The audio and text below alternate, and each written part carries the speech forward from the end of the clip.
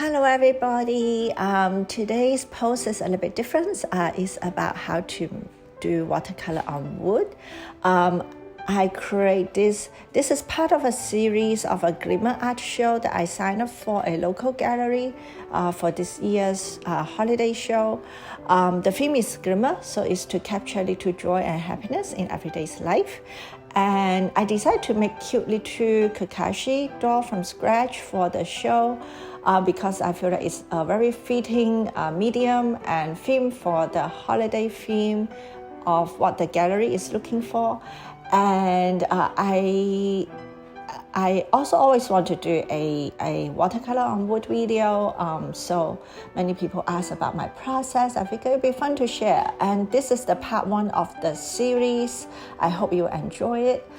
So first, where do you get the wood? A lot of people are curious where I get the wood. Actually, I just get them from regular art and craft store like Michael's, Joanne, Hobby Lobby, whatever, easy in your neighborhood, or just any art store that sell wood medium for artists and hobby crafter. So any of those wood are really good. My favorite in terms of what kind of wood I like to use for watercolor painting, my favorite are pine and birch because they tend to be smoother and lighter color. It just looks nicer to go with watercolor because watercolor is such a translucent medium. If the wood is too dark or too strong, it just doesn't look too good on watercolor.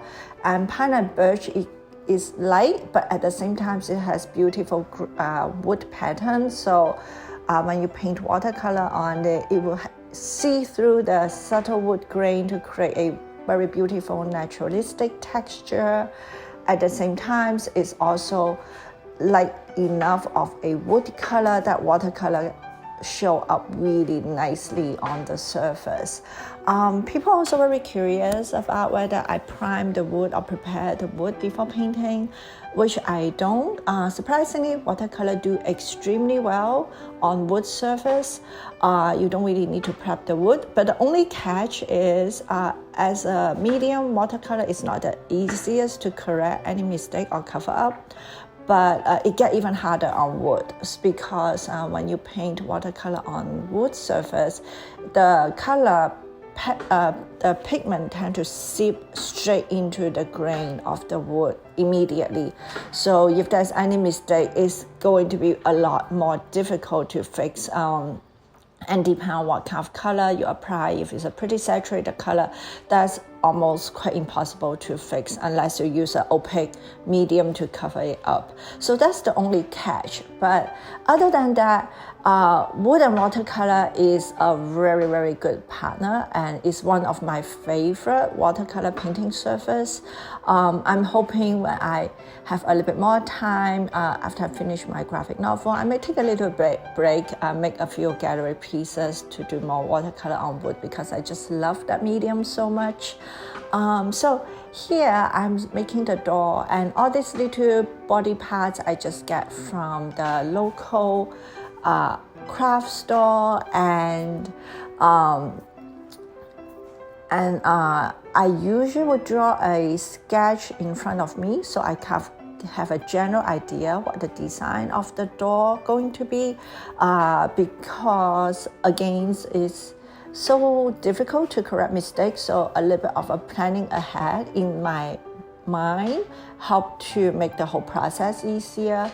And another thing with watercolor on wood is it's very important to be very, very patient with the both medium because on paper sometimes you can paint right away if the paint is not 100% dry, and it will have really nice effect.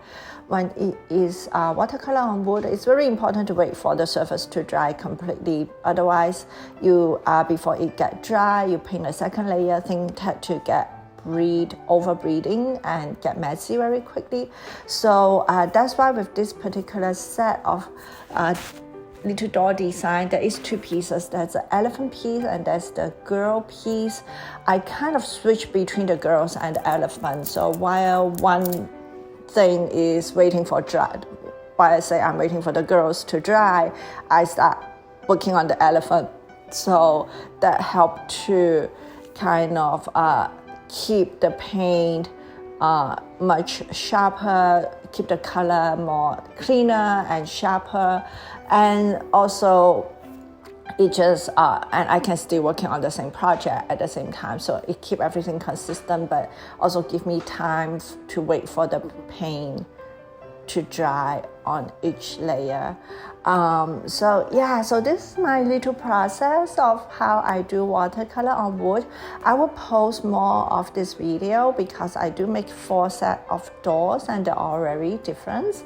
I hope you enjoy the part 1 of this video, and if you have any question or curious about my process or comment or thought, or you have some interesting medium you like to paint with, please do share with me and post it in the comment. I always love to read about other people's creative process, and I do hope you enjoyed this little video.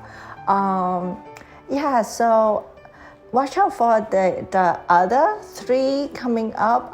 The show is happen first week of December 27th, so I will slowly roll out all the different door designs as the day get closer. So thank you everybody, I hope you enjoyed the video.